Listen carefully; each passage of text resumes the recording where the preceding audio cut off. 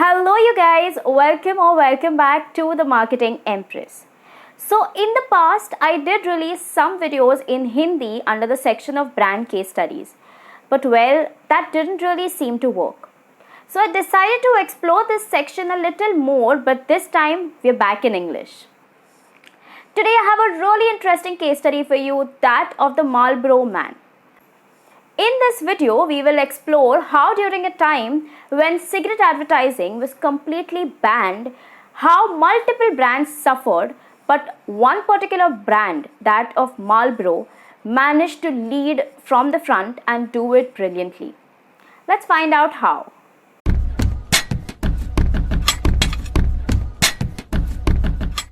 This video will cover the following points. Number 1. History of cigarette consumption. Number 2. Marlboro's marketing strategy. Number 3. Success of the Marlboro Man. And lastly, we'll look at the lessons to learn. Let's go back a little and look at the history of cigarette consumption. Now, cigarette consumption was always considered to be injurious to health. However, in the year 1964, cigarette was officially linked to a substance which causes cancer. Alright, so the US government actually declared that cigarettes cause cancer. The immediate effect after this particular release was that multiple brands saw a dip in their sales because consumers finally realized that there's a clear link between consuming cigarettes and cancer.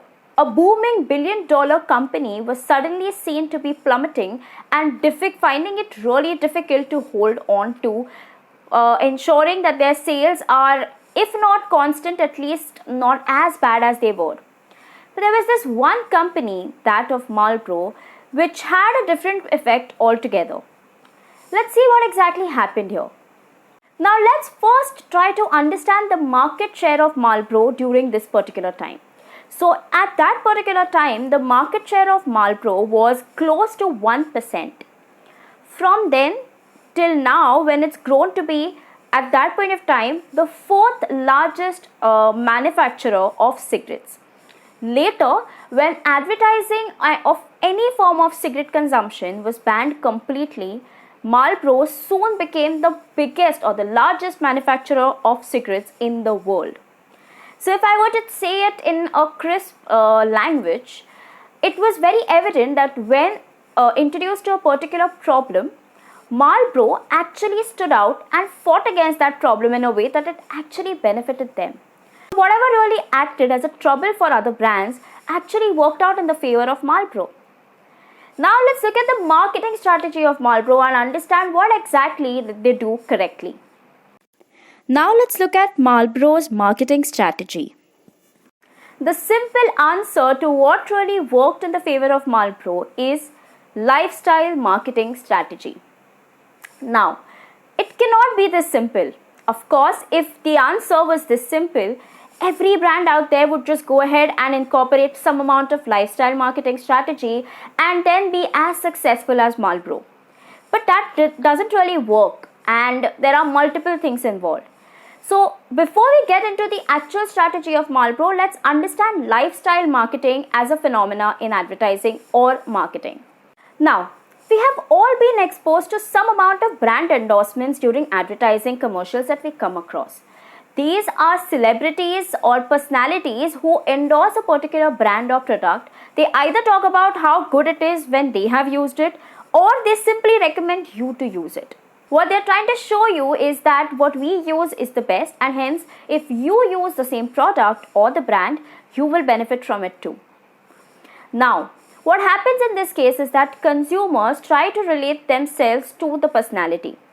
For example, if Virat is promoting Puma as a product or a brand, you will end up buying the brand, even though you may think that maybe a Nike is a better option when it comes to sportswear.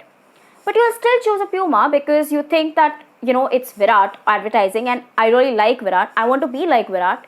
So, yeah, I want to use that product.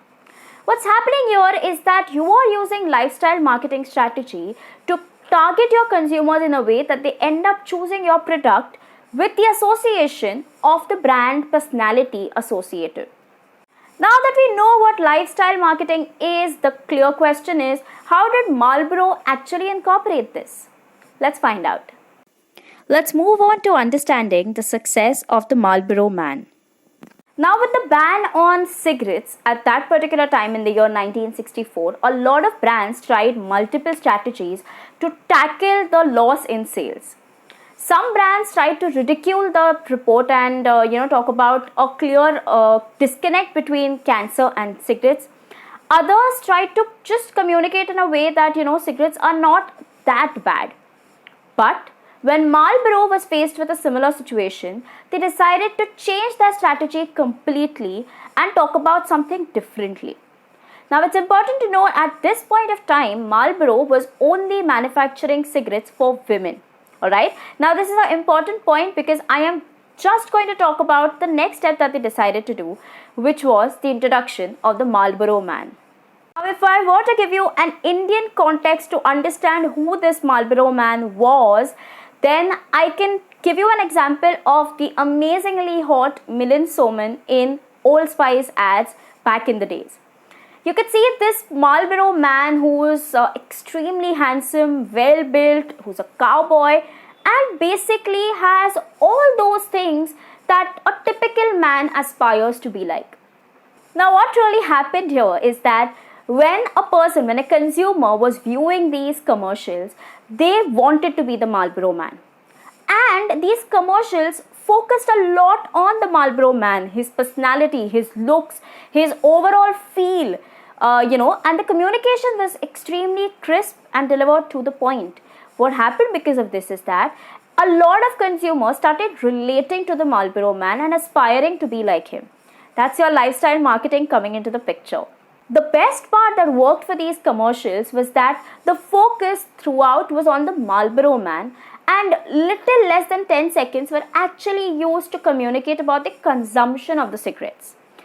How this helped the brand eventually is that when advertising of any cigarette consumption was banned, a lot of brands suffered because they couldn't really figure out how do we advertise a product without showing the product or without showing the consumption of this product. But Marlboro wasn't affected because they anyway had the Marlboro Man as the focus. Cigarettes were just like a by-the-by thing. So it really helped the brand, stand out with respect to the competition as well, because the competition was anyway suffering to come up with a communication style. So, what are the key learnings that we can derive from this case study? The first lesson that we learn out of this is that you need to be quick to change. A lot of brands knew that they are up for a huge task because of the report that was released of cancer and cigarettes and the relatability between both of them. However, Marlboro was quick to understand the circumstances and change or alter their strategy immediately.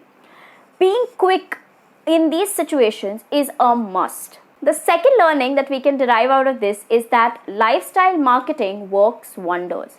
Now, guys, honestly, you may not realize it, but there are a lot of situations where brands have always tried to look at your subconscious mind and tried to influence you in a way that they actually benefit from it. But there's a clause here that I would definitely want to talk about. Now, as a marketer, of course, lifestyle marketing is going to benefit my brand or my product. But as a consumer, you need to be very careful about these things. Now, if you think that only because, say, an XYZ celebrity is using a brand, I should use it too, is a wrong thought process. Because at the end of the day, a brand or a product is something that you use to satisfy your need or a want, right? So if that's the case, if the product is not satisfying a need or a want, only because a celebrity is using it, need not be the right way to go about your consumption. So you need to be very careful as consumers, but well, as marketers, if this has worked brilliantly for multiple brands, there is quite a big possibility that it will work for yours as well.